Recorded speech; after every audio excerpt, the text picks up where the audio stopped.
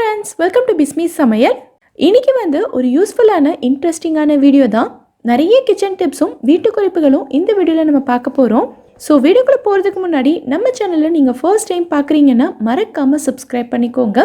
இப்போ நம்ம first tip என்னங்கிறத பார்க்கலாம். இட்லி தோசைக்கெல்லாம் நம்ம வீட்டில் தேங்காய் சட்னி பண்ணுவோம் இல்லையா? ஸோ இப்போ அடிக்கிற வெயிலுக்கு பார்த்தீங்கன்னா தேங்காய் சட்னி எல்லாம் ரொம்ப நேரத்துக்கு நல்லா இருக்கிறது இல்லை, சீக்கிரமாகவே கெட்டு போயிடுது இல்லையா? ஸோ தேங்காய் சட்னி உங்களுக்கு ரொம்ப நேரத்துக்கு கெட்டு போகாமல் நல்லா ஃப்ரெஷ்ஷாக இருக்கணும் அப்படின்னா சட்னி அரைக்கும் போது இப்போ நான் சொல்கிற ஒரே ஒரு பொருளை நீங்கள் கூட சேர்த்து அரைச்சி பாருங்கள், ரொம்ப நேரத்துக்கு நல்லா ஃப்ரெஷ்ஷாக இருக்கும். எப்பயும் போல் ஒரு மிக்ஸி ஜாரில் தேங்காய், பொட்டுக்கடலை, காரத்துக்கு ஏற்ற மாதிரி பச்சை மிளகாய் சேர்த்துருக்கேன். சிலர் பூண்டுமே சேர்த்து அரைப்பாங்க, உங்களுக்கு வேணும்னா நீங்கள் சேர்த்துக்கலாம். ஸோ சட்னி கெட்டு போகாமல் இருக்கிறதுக்கு இது கூட நம்ம சேர்க்க போகிறது பார்த்திங்கன்னா புளி தான். இந்த புளியுமே பார்த்திங்கன்னா நம்ம நிறையலாம் சேர்க்கக்கூடாது, ஒரே ஒரு சின்ன பீஸ் அளவுக்கு புளி சேர்த்தாலே போதும். ஸோ அடுத்து இது எப்பயும் போல் தண்ணி ஊற்றி நல்லா ஃபைன் பேஸ்ட்டாக அரைச்சி எடுத்துக்கலாம். ஸோ புளி சேர்த்து அரைக்கும் போது பார்த்திங்கன்னா சட்னி நமக்கு ரொம்ப நேரத்துக்கு கெட்டு போகாமல் இப்போ அரைச்சி நல்லா ஃப்ரெஷ்ஷான சட்னி மாதிரியே இருக்கும். புளி சேர்த்து அரைக்கிறதுனால சட்னி புளிக்குமானெல்லாம் நீங்கள் யோசிக்க வேண்டாம். டேஸ்ட்டில் உங்களுக்கு அந்தளவுக்கு டிஃப்ரென்ஸ் எல்லாம் தெரியாது, நீங்கள் எப்போவுமே வைக்கிற சட்னி மாதிரி தான் இருக்கும். ஸோ குழந்தைங்களுக்கு நீங்கள் ஸ்கூலுக்கு கொடுத்து அனுப்புகிறீங்க, மதியம் சாப்பிட்ற நேரம் வரைக்குமே கெட்டு போகாமல் நல்லா ஃப்ரெஷ்ஷாக இருக்கணும்னா இந்த மாதிரி புளி சேர்த்து அரைச்சி பாருங்கள். ஸோ ட்ரை பண்ணி பார்த்துட்டு எனக்கு கமெண்ட்டில் சொல்லுங்கள். ஸோ இந்த டிப் உங்களுக்கு யூஸ்ஃபுல்லாக இருந்துச்சுன்னா வீடியோவை லைக் பண்ணிவிட்டு நம்ம சேனலை சப்ஸ்கிரைப் பண்ணிக்கோங்க. இப்போ நம்ம அடுத்த டிப் என்னங்கிறத பார்க்கலாம். நிறைய பேர் இட்லி நல்லா சாஃப்டாக வர்றதுக்கு அரிசி உளுந்தோட ரேஷியோ கேட்டிருந்தீங்க. நான் ஏற்கனவே நம்மளோட நிறைய வீடியோஸில் இட்லி நல்லா சாஃப்டாக வர்றதுக்கு உங்களுக்கு நிறைய டிப்ஸ் சொல்லியிருக்கேன். ஸோ பார்க்காதவங்களுக்காக இப்போ நான் எப்போவுமே எடுக்கிற அரிசி உளுந்தோட ரேஷியோ சொல்கிறேன். நான் இப்போ எடுத்துருக்கிறது இட்லி தோசைக்குன்னே உள்ள அரிசி தான். பார்க்குறதுக்கு நல்ல குண்டு குண்டாக வெள்ளையாக இருக்கும். உங்கள் வீட்டில் இருக்கிற ஏதாவது ஒரு கப்போ இல்லை டம்ளரோ எடுத்துக்கோங்க. அரிசியையும் உளுந்தையும் ஒரே கப்பில் தான் அளந்து எடுக்கணும். இந்த கப்பில் நான் 3 கப் அளவுக்கு அரிசி அளந்து எடுத்திருக்கேன். அரிசியை தலை தட்டாமல் நல்லா கும்மலாக இருக்கிற மாதிரி அளந்து எடுக்கணும். அரிசி அளந்த அதே கப்பில் தான் உளுந்தும் எடுக்க போகிறோம். உளுந்து பார்த்திங்கன்னா நல்லா உருட்டு உளுந்து எடுத்திருக்கேன். சப்போஸ் நீங்கள் உடச்ச உளுந்து எடுத்தீங்கன்னா அதுக்கு வேறு அளவு இருக்குது. நான் இப்போ சொல்கிறது உருட்டு உளுந்துக்கு மட்டும்தான். 4 கப் அளவுக்கு அரிசி எடுத்தோம் அப்படின்னா 1 கப் அளவுக்கு உளுந்து எடுக்கணும். நான் இன்றைக்கி 3 கப் அரிசி எடுத்திருந்ததுனால 3/4 கப் அளவுக்கு தான் உளுந்து எடுத்திருக்கேன். நிறைய பேர் 5 கப் அரிசிக்கு 1 கப் உளுந்து சேர்ப்பாங்க. ஆனால் எனக்கு என்னமோ 4 கப் அரிசிக்கு 1 கப் உளுந்து தான் கரெக்டாக இருக்குது. வெந்தயம் 1 டேபிள் ஸ்பூன் அளவுக்கு எடுத்துக்கோங்க. வெந்தயத்தை தனியாக ஊற வைக்கணுங்கிற அவசியம் கிடையாது, அரிசியோடையே நம்ம சேர்த்து போட்டுக்கலாம். அடுத்து இதை 2-3 தடவை நல்லா தண்ணி ஊற்றி கழுவிட்டு மறுபடியும் தண்ணி ஊற்றி நம்ம ஊற வச்சுக்கலாம். 4லேருந்து 5 மணி நேரத்துக்கு கண்டிப்பாக ஊற வைக்கணும். இப்போ வெயில் காலமாக இருக்கிறதுனால 4 மணி நேரமே போதுமானதாக இருக்கும். ஃபஸ்ட்டு உளுந்தை மட்டும் தனியாக போட்டு நல்லா பொங்கி வர்ற அளவுக்கு அரைச்சிட்டு அதுக்கப்புறமா அரிசி போட்டு அரைச்சி நீங்கள் இட்லி செஞ்சு பாருங்கள். இட்லி அவ்வளோ சாஃப்டாக பஞ்சு மாதிரி வரும். ஸோ ட்ரை பண்ணி பார்த்துட்டு எனக்கு கமெண்ட்டில் சொல்லுங்கள். தர்பூசணி பழம்லாம் பார்த்தீங்கன்னா இப்போ நல்ல சீசனில் இருக்குது. ஸோ நீங்கள் முழு பழம்லாம் வாங்குனீங்க அப்படின்னா பாதியை கட் பண்ணிவிட்டு மீதியை நல்லா ஃப்ரெஷ்ஷாக ஸ்டோர் பண்ணி வைக்கிறதுக்கு இந்த மாதிரி சிலிக்கான் லிட் உங்களுக்கு கடைகளில் கிடைக்கிது. நிறைய பேருக்கு இந்த சிலிக்கான் லிட் பற்றி தெரிஞ்சிருக்கலாம். ஸோ தெரியாதவங்களுக்காக நான் இப்போ சொல்கிறேன். ஸோ இதை போட்டு நம்ம கவர் பண்ணும்போது கொஞ்சம் கூட காற்று போகாமல் நல்லா டைட்டாக க்ளோஸ் ஆகிருக்கும். ஸோ பழமுமே பார்த்திங்கன்னா நமக்கு நல்ல ஃப்ரெஷ்ஷாக இருக்கும். இது நமக்கு நிறைய சைஸஸில் கிடைக்கும். சின்னதுலேருந்து பெருசு வரைக்கும் நம்ம கவர் பண்ணிக்கலாம். இது பழங்களுக்கு மட்டும் இல்லை, நம்ம வீட்டில் இருக்கிற கிண்ணங்களுக்கு ஏதாவது மூடி இல்லைன்னா கூட நம்ம இதையே யூஸ் பண்ணிக்கலாம். ஒவ்வொரு கிண்ணத்துக்கும் நம்மக்கிட்ட ஒவ்வொரு மூடி தேடிட்டு இருக்க முடியாது இல்லையா? சில சமயங்கள் எல்லாம் பார்த்திங்கன்னா அந்த கிண்ணத்தோட சைஸ்க்கு ஏற்ற மாதிரி மூடி நம்மக்கிட்ட இருக்காது. ஸோ அந்த டைம்லலாம் இது உங்களுக்கு ரொம்பவே யூஸ்ஃபுல்லாக இருக்கும். சிலிக்கான் தான் நல்ல எலாஸ்டிசிட்டியாக இருக்கும். ஸோ இழுத்து நம்ம போட்டு விட்டுக்கலாம், நல்லா டைட்டாக நின்றுக்கும். ஸோ இது கிச்சனுக்கு ரொம்பவே ஒரு யூஸ்ஃபுல்லான ப்ராடக்ட் தான். ட்ரை பண்ணி பாருங்கள். இப்போ நம்ம அடுத்த டிப் என்னங்கிறத பார்க்கலாம். சின்ன வெங்காயம் உரிக்கிறதுக்கு அலுப்பு பட்டுக்கிட்டே நம்மள நிறைய பேர் பார்த்திங்கன்னா பெரிய வெங்காயத்தையே டெய்லியும் சமையலுக்கு யூஸ் பண்ணுவோம். ஆனால் இந்த சின்ன வெங்காயத்தில் தான் நிறைய சத்துக்களும் மருத்துவ குணங்களும் இருக்குது. ஸோ கொஞ்சம் கூட கஷ்டப்படாமல் கண்ணும் எரியாமல் ரொம்ப ரொம்ப ஈஸியாக இதை உரித்து முடிச்சிடலாம். இந்த டப்பாவில் பார்த்திங்கன்னா நான் வந்து கொஞ்சமாக தண்ணி எடுத்திருக்கேன். இந்த தண்ணியில் நம்ம வந்து ஒரு 2-3 ஐஸ் க்யூபும் சேர்த்து போட்டுக்கலாம். சப்போஸ் உங்ககிட்ட ஐஸ் க்யூப் இல்லைன்னா தண்ணி வந்து நல்லா சில்லுன்னு இருக்கிற மாதிரி எடுத்துக்கோங்க, அதுவே போதும். இப்போது இந்த தண்ணியில் நம்ம வந்து வெங்காயம் எல்லாத்தையும் போட்டுக்கலாம். இன்றைக்கி சமையலுக்கு உங்களுக்கு எவ்வளோ தேவையோ அதை மட்டும் போட்டு வச்சுக்கோங்க.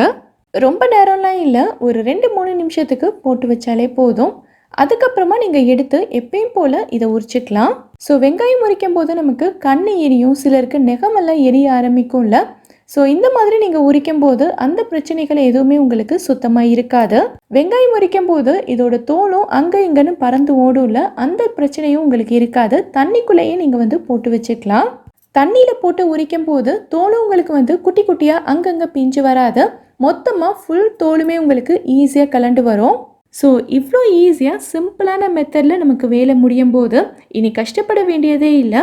எவ்வளோ வெங்காயமாக இருந்தாலும் சரி, டக்குன்னு ஈஸியாக உரிச்சு முடிச்சிடலாம். ட்ரை பண்ணி பாருங்கள். இப்போ நம்ம அடுத்த டிப் என்னங்கிறத பார்க்கலாம். நம்ம குழம்பு வைக்கும் போது குழம்புல இருந்து சீக்கிரமாகவே எண்ணெய் பிரிஞ்சு வந்துடணும், குழம்பு வந்து பார்க்குறதுக்கே நல்ல கலர்ஃபுல்லாக இருக்கணும் அப்படின்னா இப்போ நான் சொல்கிற மாதிரி நீங்கள் வந்து செய்யுங்க.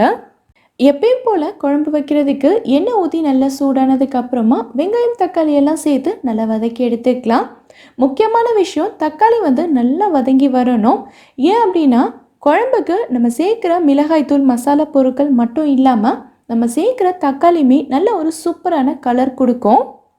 குழம்பு வைக்க ஸ்டார்ட் பண்ணும் போதே பார்த்திங்கன்னா பக்கத்துலேயே இன்னொரு பர்னரில் ஒரு பாத்திரத்தில் தண்ணி பிடிச்சி அதையுமே வந்து சூடு பண்ணிக்கோங்க.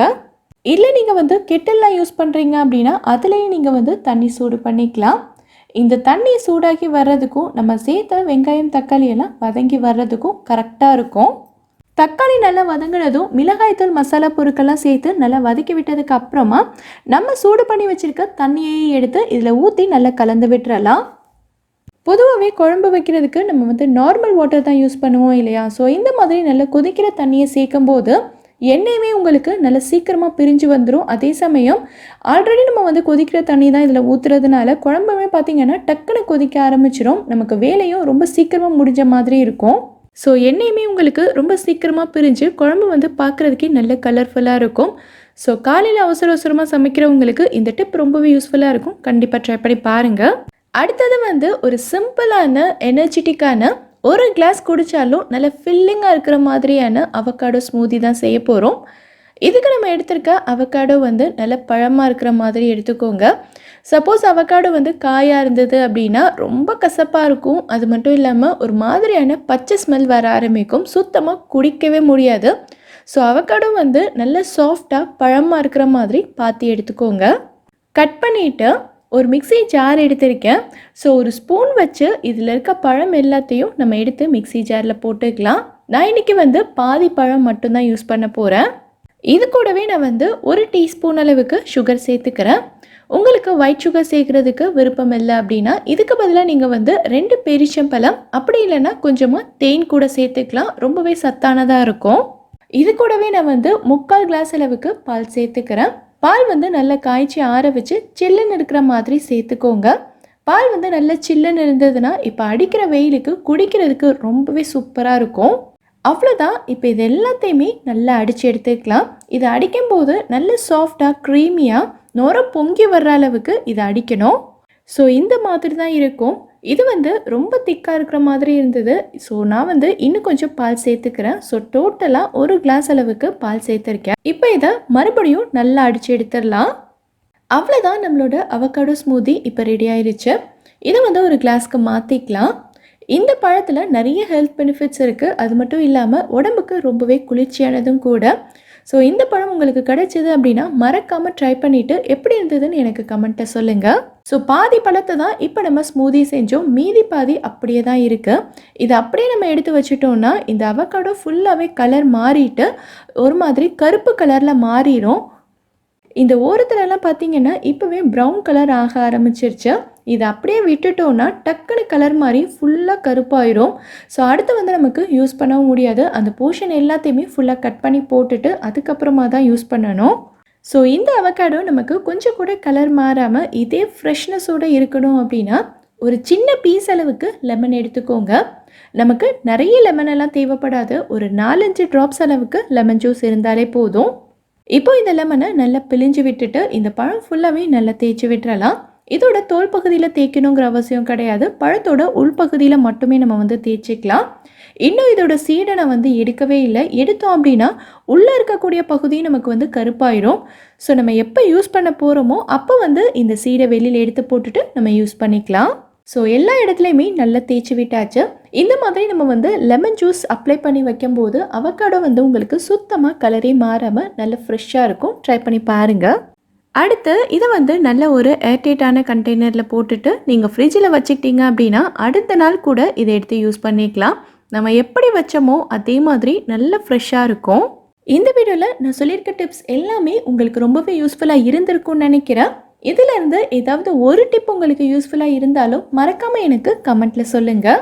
இந்த வீடியோ பிடிச்சிருந்தா லைக் பண்ணுங்கள். உங்கள் ஃப்ரெண்ட்ஸ் உங்கள் ஃபேமிலி மெம்பர்ஸ்க்கு இந்த வீடியோ யூஸ்ஃபுல்லாக இருக்கும்னு நினச்சிங்கன்னா கண்டிப்பாக ஷேர் பண்ணுங்கள். மறக்காமல் நம்ம பிஸ்மி சமையலுக்கு சப்ஸ்கிரைப் பண்ணிவிட்டு பக்கத்தில் இருக்கக்கூடிய பெல் ஐக்கானில் ஆப்ஷன் ஆலும் கிளிக் பண்ணுங்கள். தேங்க்யூ.